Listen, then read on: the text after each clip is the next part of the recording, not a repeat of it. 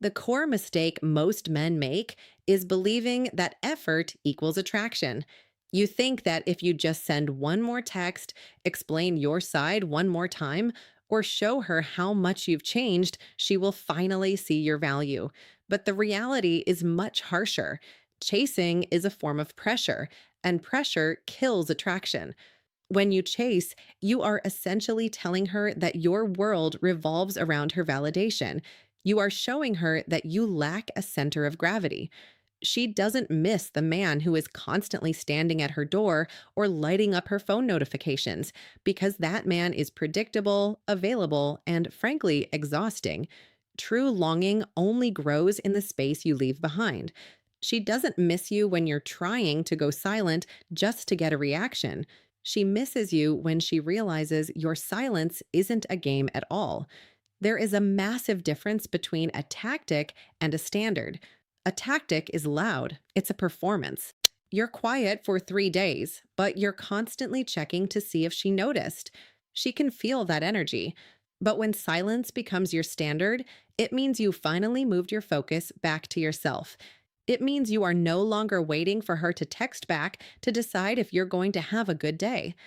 That shift from performing to actually living is what changes the entire dynamic. Most men panic when things go south and start begging or trying to prove their worth, but you cannot negotiate desire. You can't talk someone into wanting you. In fact, the more you try to prove you're a good man or a solid partner, the more you prove that you don't believe it yourself.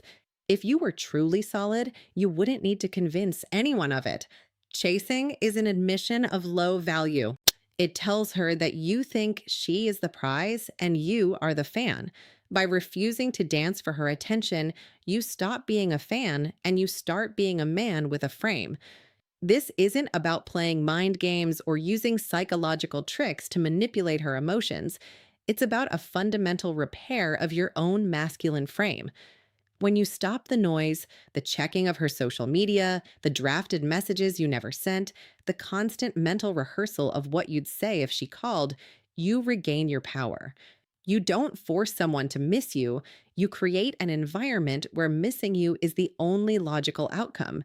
You earn that longing by living so well, staying so consistent in your own lane, and being so focused on your purpose that her absence doesn't break you.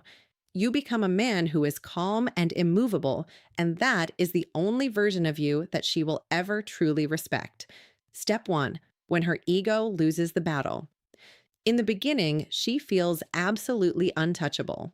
She has a script in her head of exactly how you're going to behave, and in that script, you're the one losing.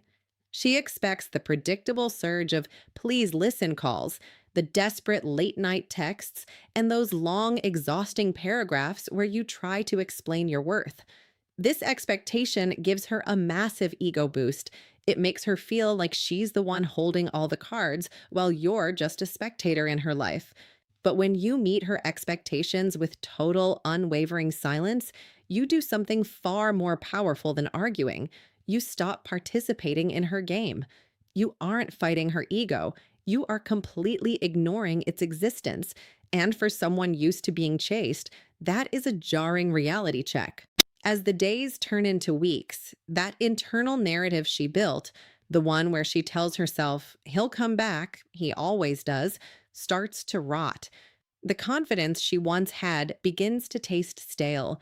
To test the waters, she might post specific stories or photos designed solely to bait a reaction out of you.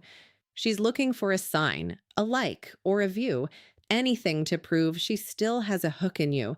When you give her absolutely nothing, the silence starts to feel heavy. This is the moment her pride stops protecting her and starts pinching like a shoe that's too tight. She begins to play back the last moment she saw you, and it's not a memory of you begging or crying. It's a memory of you being calm, not angry, not bitter, just finished. That look of done starts running laps in her head at 2 a.m. because it's the only thing she can't control. What you do, you must keep your phone dead quiet. There is no such thing as a quick check in or a friendly hello during this phase. Any digital footprint you leave acts as oxygen for her ego, and you need to let that ego starve. Instead of looking for her, look at your own life. Put that redirected energy into the three pillars of a solid man: your sleep, your physical strength, and your professional output. When you focus on your work and your body, you aren't being cold or mean as an act. You are becoming clean. You are washing off the desperation and replacing it with a version of yourself that doesn't need her validation to function. Step two: when attention becomes noise. Once she realizes you aren't chasing, she will often pivot towards seeking external validation to fill the void. She might dive into her DMs, lean into flirty laughs, or post for the likes to prove to herself that she's still got it and that replacing you will be easy. At first, this feels like a win for her.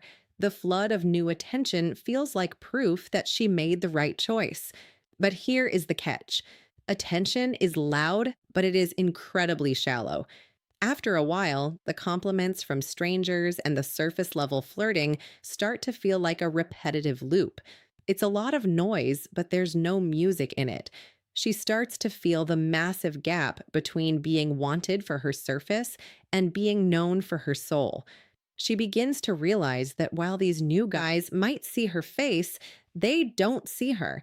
They don't know the joke under the joke that only you understood.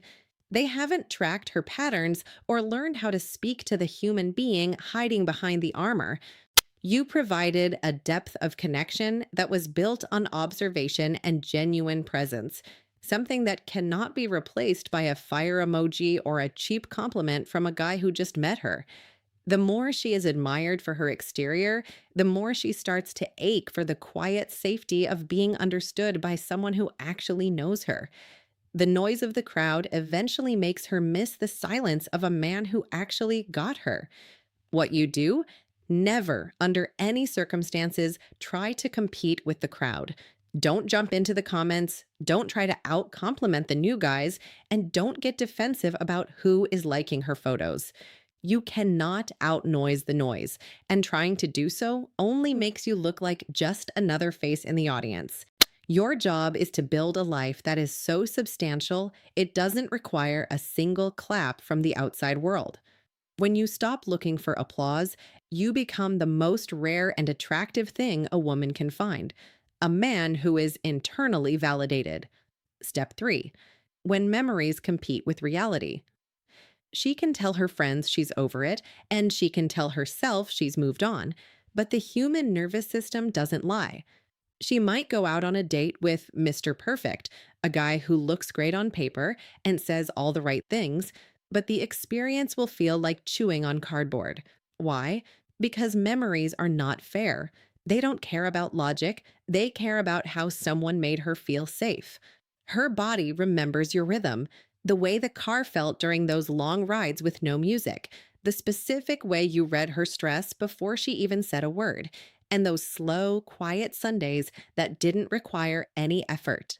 New moments with new people often fail to stick because they don't carry the emotional weight of shared history. This is when the triggers start to hit her out of nowhere. A specific song on the radio, a street corner you used to walk past, or the lingering scent of your hoodie buried in the back of her closet will suddenly drag her back to the reality of what she actually lost. She might swear she won't romanticize the past, but the body keeps score. She begins to realize that while she found someone new, she hasn't found anyone better at making her feel seen. The safety you provided becomes the gold standard that every new person fails to meet. What you do? Stay completely out of the way. Do not post throwback photos to remind her of the good times. And do not post subtweets or quotes about heartbreak to bait her sympathy. If you try to help her remember the good times, you actually ruin the process because you're showing your hand. You're showing that you're still trying to influence her. Let the memories do the heavy lifting for you. Your absence is the only thing that allows those memories to grow and breathe. If you stay out of the picture, the silence allows her mind to fill in the blanks with everything she misses about you. Step 4. When her control starts to slip. Control is the oxygen of a fading relationship, and she thrived as long as you were predictable. In the past, the dynamic was simple. She would push and you would pull. She would disappear and you would chase. She held the remote to your emotions, and as long as she knew exactly which buttons to press to get a reaction, she felt secure in her power. But now the script has flipped. She pokes, she prods, and she waits for the familiar explosion or the desperate plea. But the air stays perfectly still. Nothing moves. This lack of reaction is deeply unsettling for her.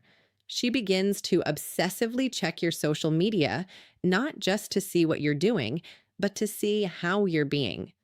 When she sees you looking rested, focused, and genuinely lighter, it sends her mind into a tailspin. She starts to wonder, are you just pretending? Is this a mask? Or have you actually stopped bleeding energy over her? This agonizing uncertainty is what forces her to test the boundaries with mixed signals. She isn't necessarily coming back to reconcile.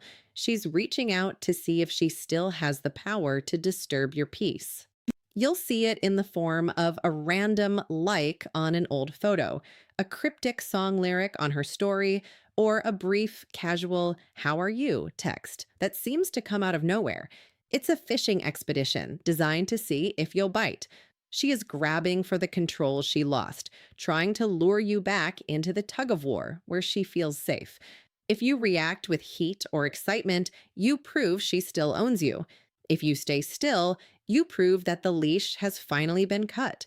What you do, you must refuse to pick up the rope. The moment you engage in hot and cold ping pong, you lose.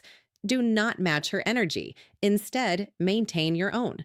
Stay at exactly one tempo, calm, slow, and deliberate.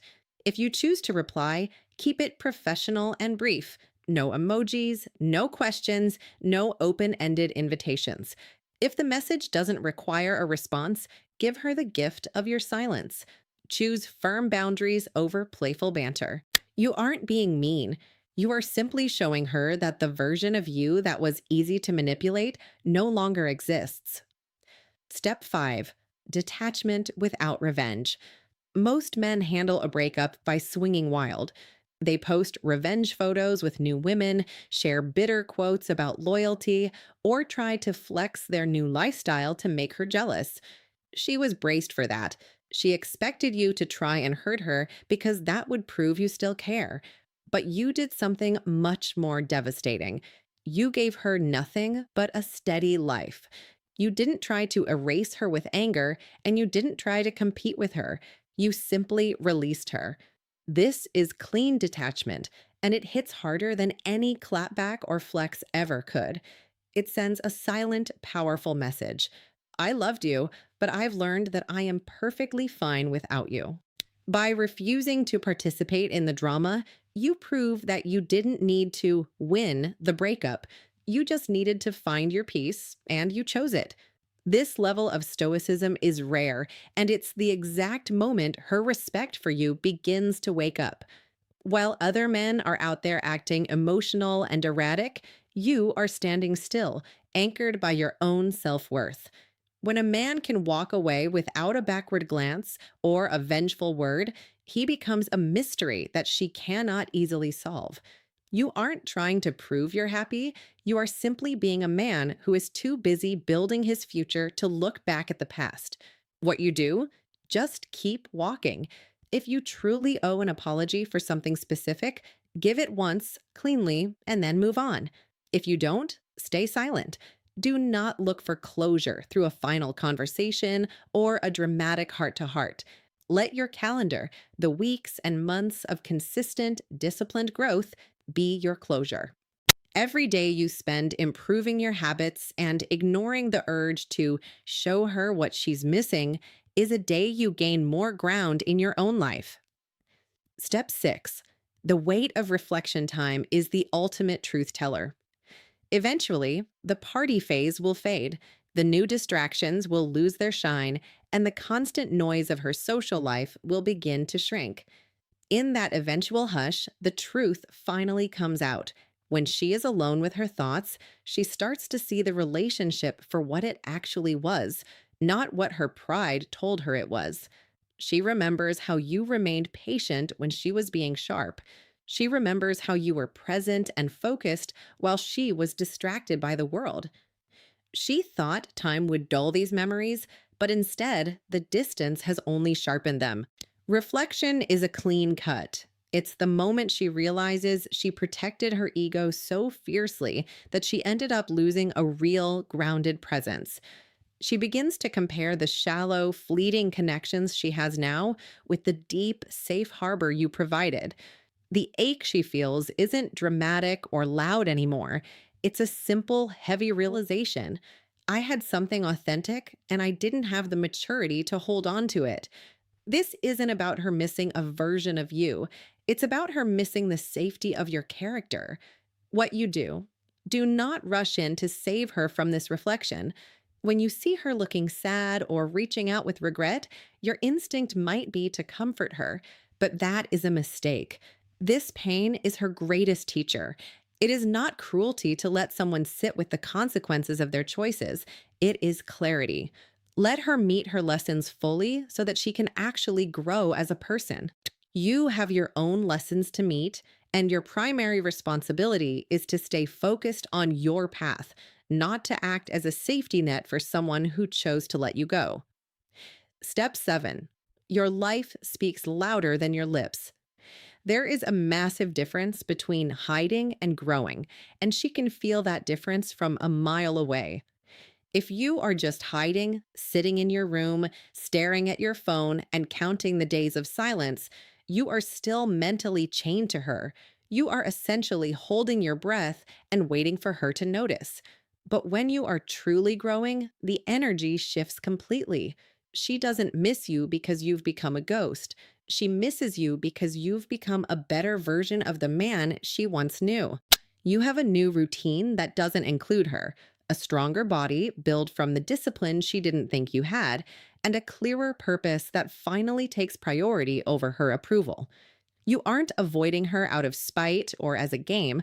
You're simply too busy being the man you were always meant to be. This is where your silence stops being a no contact rule and starts being a lifestyle. Scarcity is a psychological powerhouse, but it only works when it is honest. If you are faking being busy, it eventually leaks through. But when your scarcity is real, when you actually aren't available because you're at the gym or finishing a project or building a business, that is when it hits her the hardest. When she looks at your life from the outside, she sees a man who is no longer waiting by the door.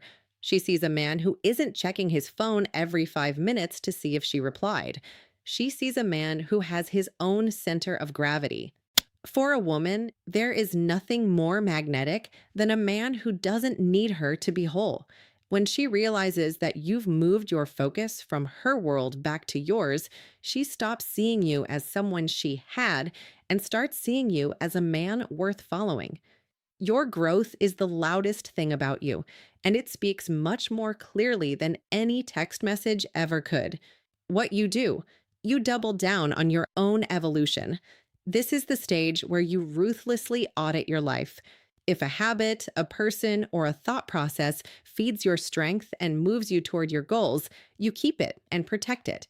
If it drains your energy, disturbs your peace, or makes you feel like that old, desperate version of yourself, you cut it out without hesitation. You aren't trying to send her a message anymore. You are making your entire life the message. You become so deep in your own progress that her absence becomes a footnote in your story rather than the main plot.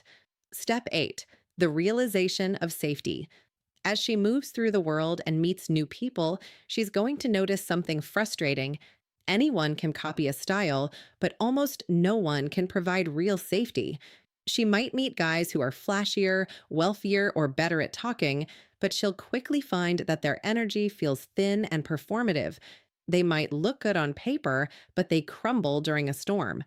This is when she starts to look back at you and realize that you were her home. She remembers the way you stayed calm when she was spiraling. She remembers how you owned your mistakes with dignity without begging for her forgiveness or making excuses. That grounded masculine energy is rare, and it's something that cannot be faked or bought. It is built in the trenches of consistency. The longing becomes real the moment she realizes she can't find your frequency in anyone else. She'll realize that with other men, she has to keep her guard up. But with you, her soul could actually breathe. She misses the version of herself that existed when she was with you, the version that felt safe enough to be soft. This isn't about her missing the idea of you or missing a specific date you went on. It's a deep biological craving for the emotional security you provided. When she finally hits that wall of realization, the missing you phase stops being about ego and starts being about a genuine need for the stability only you can provide. She finally understands that she didn't just lose a boyfriend, she lost a foundation. What you do, you must respect this shift in her, but you must never weaponize it. If she reaches out with genuine honesty and vulnerability, you can choose to hear her out, but only from a place of strength, never from a place of need. If she's still playing games, poking for a reaction, or being hot and cold, you stay exactly where you are. You stay gone. You've reached the point where you choose your own nervous system over hers. The balance flips permanently when you stop trying to be impressive and simply become consistent. If you are in that quiet space right now, stay there. Keep building in the dark.